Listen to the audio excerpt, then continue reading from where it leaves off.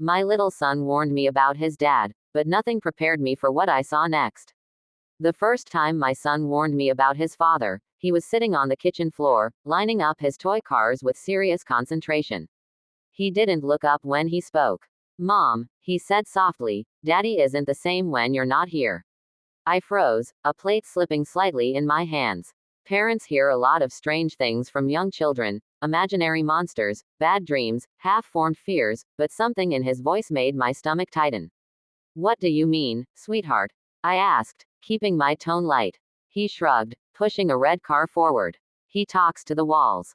And he goes into the basement. He told me not to tell you. That night, I barely slept. My husband, Aaron, had always been quiet. Thoughtful. The kind of man who preferred fixing old radios to going out with friends.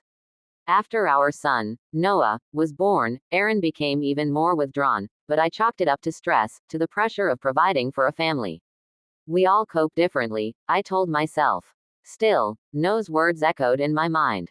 Over the next few days, I watched Aaron more closely. He left the house early and came back late. Sometimes I heard him moving around at night, his footsteps careful, deliberate. When I asked if everything was okay, he smiled and said he was just tired. Noah, however, grew quieter. One evening, as I tucked him into bed, he grabbed my hand tightly. Mom, he whispered, eyes wide in the dim light, if Daddy tells you not to go somewhere, don't listen. My heart pounded. Why would he say that?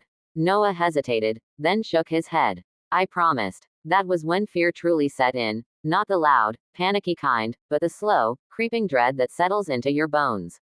The next afternoon, Aaron called to say he'd be working late. Noah was at a friend's house. The house was silent, too silent, and for the first time in years, I found myself standing at the top of the basement stairs, staring down into the darkness. The basement door was locked. Aaron had never locked it before. My hands trembled as I tried the handle again. Locked. I told myself I was being ridiculous, that privacy didn't equal danger. But Noah's voice echoed in my head, don't listen. I found the spare key in the junk drawer. The basement light flickered on, revealing boxes stacked neatly against the walls. The air smelled like dust and metal. At first, everything looked normal, too normal. Then I noticed the far corner. A work table stood there, covered not with tools, but with notebooks. Dozens of them, carefully labeled by date. I picked one up and opened it. Inside were drawings, pages and pages of them. Detailed sketches of our house, from every angle. The hallway, Noah's bedroom, the backyard fence. Notes filled the margins, measurements, times, observations. My breath caught. This wasn't a hobby. This was documentation. I flipped through another notebook. This one was different. It was filled with letters, addressed to Noah. Today you laughed when the bird hit the window. You are braver than I ever was. I'm doing this so you won't be afraid like me. One day, you'll understand why I had to prepare. Prepare for what? My knees weakened, and I sank onto a chair I hadn't noticed before. That was when I saw the old newspaper clippings pinned to the wall behind the table. They were about break-ins, fires, a gas leak in a neighboring street years ago. Stories of accidents that had terrified the community, events Aaron had lived through as a child, events I barely remembered him mentioning. And then it clicked. Aaron wasn't planning to hurt us. He was trying, desperately, obsessively, to protect us. The basement door creaked above me. I turned, heart racing, as Aaron stood at the bottom of the stairs. His face drained of color when he saw me holding the notebook. I can explain, he said quickly. Too quickly. You were scaring our son, I replied, my voice shaking. You told him to keep secrets from me. He ran a hand through his hair, eyes glistening.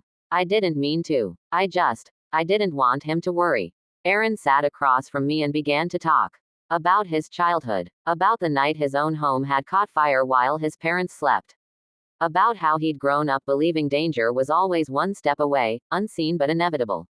I started preparing, he said quietly. Just in case. Exit plans. Safety drills. I thought if I controlled every detail, nothing bad could happen to you or Noah. And the drawings? I asked. So he'd know the house. So he'd never feel lost. Tears rolled down his face. I didn't realize I was passing my fear onto him. When Noah came home later that evening, Aaron knelt in front of him and apologized. Not with excuses, not with half-truths, but with honesty. Noah listened, serious as ever, then hugged his father tightly. That night, we made a decision together. The notebooks stayed, but they moved out of the basement and into a box in the attic. Aaron agreed to talk to someone, to learn how to let go of the fear that had been ruling him. And we promised Noah that there would be no more secrets in our house. Sometimes, when I look at my son, I still feel a shiver of that old fear. But now I understand something important. Children don't always warn us about monsters. Sometimes, they warn us about pain that never healed. And sometimes,